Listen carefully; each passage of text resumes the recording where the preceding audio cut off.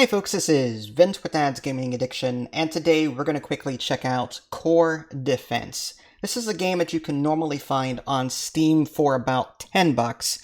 The DLC for it is also $5, so a total of $15 should you want to pick this up for yourself. Although, the game is roughly 80 to 82% off right now, so you can get the core game for $2, but you can also pick up the bundle for like $2.68, and that'll last another 38 hours. As of the date and time of this recording, March 21st. So if you like what you see here, then by all means grab it. So Core Defense is a very minimalist style tower defense game that is also a rogue-like in the sense that every wave you're going to be drawing 3 cards and picking one of them. And sometimes it might be a new tower, sometimes it might be an upgrade to an existing tower type. Sometimes it might be some kind of modifier that affects everything, sort of like the artifacts do in a roguelike. So let's just go ahead and jump right into it. I'm not going to spend too much time on it because I feel like I've played it for about 20 minutes now, and I'm not very impressed with it. It's just too minimalist for me compared to the hundreds of other tower defense games out there. But like I said, it's only a couple bucks, so maybe if you guys want more tower defense games, you may want to check this out before it increases in price again. Settings menu, just real quick, just pause if you want to see this in greater detail. No video options. It's another no, sorry. Even Alt-Tab, like Alt-Enter doesn't work. Alt-Enter is like a shortcut to shrink your window, get hard put it into Windows. I can't do that. So really strange. That. Anyway, so there's that. Let's go ahead and jump into continue. By the way, when you start a new game, the difficulties are hard and up. And then it's like hard and then difficult +1, +2, +3, +4. So like the default difficulty is quote unquote hard, if you can believe it. With the Mastery DLC, you'll have some extra options available to you. From what I remember seeing, you'll have the ability to gain mastery points as you play, and that is a permanent progression, turning the game into a roguelite as opposed to a roguelike, because you can spend these mastery points to make your next playthrough subsequently easier by doing various things. But I'll let you explore that on your own. I'm just going to go ahead and hit continue. Also, during setup, you can choose like a hardcore modifier of some kind that actually works against you, should you want to do that. So this is it right here.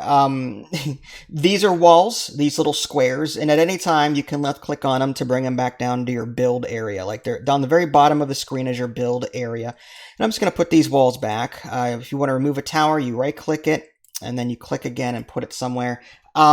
Unlike other tower defense games, however, like typically you can spend resources to upgrade stuff. None of that here. 95% of tower defense games I play, you're earning credits or something in order to build more turrets or to upgrade existing ones. There's none of that here. You put the tower down, and if you beat the wave, great, you move on to the next wave after picking a card. Let's go ahead and see what that looks like. I do have this ability down here, and unfortunately, there's no mouse over tooltip.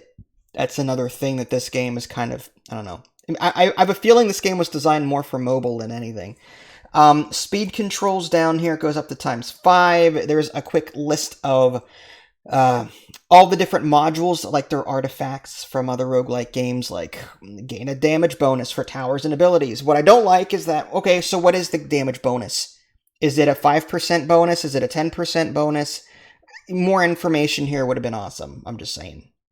So that would have been cool. More information to help the user make these decisions when picking cards would be great. There is a question mark that you can click on, and these are all achievements. This is the mastery section that I was telling you about, but you have to purchase the DLC in order to access this. This allows you to, adjust mob speed or actions per second, damage, wave preview, that kind of thing. So you can turn various things on with these mastery points. Encyclopedia, should you want to learn about something. What's annoying in game is that if you want to learn about a tower, like when you're about to click on it, it's annoying. Like I can't see what it does. Like clicking on it, I can't see like its damage output. That's annoying. So I'd have to go to the encyclopedia in order to really learn about it. Like I said, I feel like the UI was designed for a mobile interface. It's on ×5. I'm just letting it go. Okay, there you go. So choose one. Do I want module reach? Again, this is like one of those passive things. And again, there's no mouse over. I have to click on it to learn about it. And if I don't like it, I go back. This one is gain a range bonus. It says range 10% on here, but what it doesn't say, like, that doesn't carry over to the information in that other window. So, like, I wish that had carried over. And if I have multiples of this, then maybe tell me, do they stack? Do they add up? And if so, what do they add up to? Very, very lack of information here. I'm just going to go with, I guess range is good. And another flawless bonus. Let's see. Hardened core just gives me more damage reduction. I'm trying to protect my core is what I'm doing. Rocket pod range, sure. I can also take walls if I want to, but I'm going to go with that range. And yeah, let's go ahead and start the wave. And as you can see, very minimalist. Let's go with, sure, rocket pod damage and... I guess melter damage. There's rarity to this, so like yellow is like legendary and purple is like rare and white is standard. This will upgrade my explosive ability. I'll just hit choose and that ability is done. This is a boss wave, so chances are I won't get to... Okay, yeah, I didn't even get to use it. Module auto shield. Oh, that's cool. All units gain shields. I like that. Radiator intensity. Let's go with that. This thing does damage over time. I really don't like it, to be honest with you. It does very little damage as far as I can tell. It looks like I may have lost something here. They actually have life, which is kind of interesting. Start wave. Oh, took a hit there. Rocket pod damage, and let's go with, I guess we'll put this back out. Okay. I guess it repairs automatically over time. All right, well, that's as much as I care to show you. Honestly, like, I really don't have any interest in playing anymore. It's okay, but it's just, yes, it's minimalist, and some people find that style of game fun, and there are some occasions where I do too.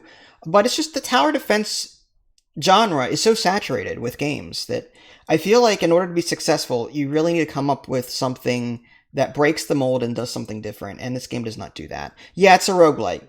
Fine. There are plenty of other roguelike tower defense games out there that also do the same thing as this, just not in the same exact style. But anywho, that was Core Defense. If you like what you see, grab it while you can for like 80% off.